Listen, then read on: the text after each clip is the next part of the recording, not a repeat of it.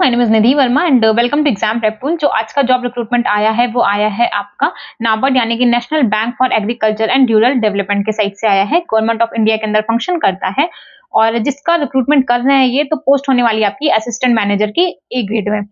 Important date होगी आपकी, registration already start हो चुका है। 8 नवंबर से आपका रजिस्ट्रेशन स्टार्ट हो चुका है। 30 नवंबर तक आपका रजिस्ट्रेशन चलेगा। तो अगर आप लोग इंटरेस्टेड हैं, आपका एलिजिबिलिटी क्राइटेरिया आप लोग फुलफिल कर पा रहे हैं तो इसके बीच में आप अपना रजिस्ट्रेशन कंप्लीट करा लीजिएगा। ऑफिशियल वेबसाइट होगी www.nabard.org। इसके अलावा इंपॉर्टेंट अपडेट ये है, जो डेट्स है वो मैंने आपको बता दिया है। 8 नवंबर से आपका रजिस्ट्रेशन स्टार्ट हुआ है। 30 नवंबर आपकी लास्ट डेट होने वाली है। एग्जाम आपका टोटल 3 फेजेस में होगा। प्री, मेंस होगा और एक साइकोमेट्रिक टेस्ट होगा। जो फर्स्ट और सेकंड फेज है उसकी डेट आ गई है 20 दिसंबर एंड 25 जनवरी होगी, और जो थर्ड फेज है उसकी अभी डेट नहीं अनाउंस की गई है। तो जब भी अनाउंस होगी आपको हमारी यहाँ चैनल पे या फिर ऑफिशियल वेबसाइट पे मिल जाएगा।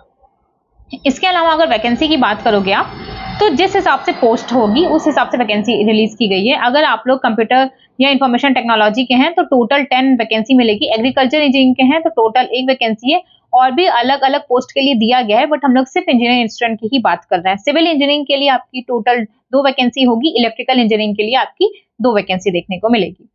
इसके अलावा और अगर इंपॉर्टेंट बात किया जाए तो कि कंप्यूटर इंफॉर्मेशन टेक्नोलॉजी में आपका क्या एजुकेशनल क्वालिफिकेशन होना चाहिए, तो या तो आपके पास बैचलर की डिग्री होनी चाहिए 4 साल की, टेक्नोलॉजी डिग्री होनी चाहिए, कंप्यूटर साइंस में, कंप्यूटर इंजीनियरिंग में होनी चाहिए, कंप्यूटर एप्लीकेशंस में होना चाहिए, इंफॉर्मेशन टेक्नोलॉजी में होना चाहिए, इलेक्ट्रॉनिक्स में हो, इलेक्ट्रॉनिक्स एंड टेलीकम्युनिकेशन में हो, इलेक्ट्रॉनिक्स एंड कम्युनिकेशन में हो, डेटा साइंस में हो, आर्टिफिशियल इंटेलिजेंस या मशीन लर्निंग में हो। इनमें से किसी में भी अगर होगा तो आप लोग एलिजिबल हैं, आप लोग अप्लाई कर सकते हैं। 60% मार्क्स चाहिए होगा मिनिमम, और अगर आप लोग SC ST या PWBD के हैं तो 55% चाहिए होगा। इसके अलावा भी और दिया गया है कि अगर आपने पोस्ट ग्रेजुएशन कर रखा है तो भी आप लोग फिल कर सकते हैं। एग्रीकल्चर इंजीनियरिंग के लिए भी आपका सेम रहने वाला है कि आपका बैचलर डिग्री होनी चाहिए, एग्रीकल्चर इंजीनियरिंग में होनी चाहिए। इसी तरीके से जितने भी पोस्ट है ना जो अलग अलग डिसिप्लिन में रिलीज किया गया है उस हिसाब से आपका वहां पे एजुकेशनल क्वालिफिकेशन रिक्वायर्ड होगा। और अगर बात किया जाए सेम सिविल इंजीनियरिंग का होगा और इलेक्ट्रिकल इंजीनियरिंग का भी होगा। आपकी बैचलर डिग्री होनी चाहिए सिविल इंजीनियरिंग में, और इलेक्ट्रिकल इंजीनियरिंग में आपका इलेक्ट्रिकल इंजीनियरिंग में आपकी डिग्री होनी चाहिए, बैचलर्स की डिग्री। और अगर आपको कंफ्यूजन आता है कि कितने परसेंट पे कितना सीजीपीए है, तो यहाँ पे इन्होंने ये भी बता दिया है कि अगर आपका 6.75 सीजीपीए है तो मींस आपका फर्स्ट क्लास डिवीजन है और 60% होगा। 6.25 पे आपका सेकंड क्लास है, 55% है, 5.75 सीजीपीए पे आपका 50% बनता है, एंड 5.25 पे आपका 45% सीजीपीए बनता है। तो अगर आप लोग SC ST या PWBD के नहीं है तो आपका 60% होना चाहिए मिनिमम।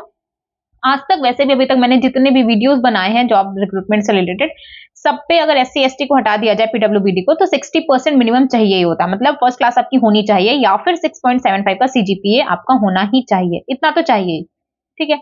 और एज की अगर बात करोगे तो 21 to 30 के बीच में आपकी एज होनी चाहिए। 21 साल से कम के हो तो भी आप लोग नहीं चलोगे, क्योंकि कैसे हो सकते हो, आपकी बैचलर की डिग्री चाहिए ना उन्हें।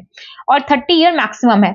अगर रिलैक्सेशन की बात करोगे तो ओबीसी के लिए 5 ईयर की रिलैक्सेशन है। नो, ओबीसी के लिए 3 ईयर की रिलैक्सेशन है। 5 ईयर का रिलैक्सेशन होगा SC ST के लिए और एक्स सर्विसमैन के लिए। अगर आप लोग PWBD के हैं तो 10 ईयर का होगा।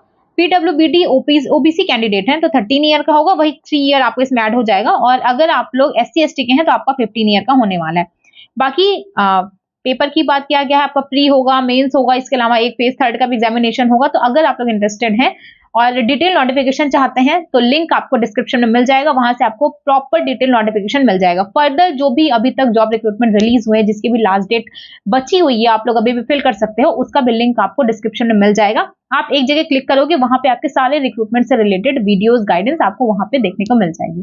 बाकी कोई भी फर्दर नोटिस आता है इससे रिलेटेड, नाबार्ड से रिलेटेड या फिर कोई और रिक्रूटमेंट से आता है तो आपको हमारे चैनल पर प्रोवाइड कर दिया जाएगा। Thank you.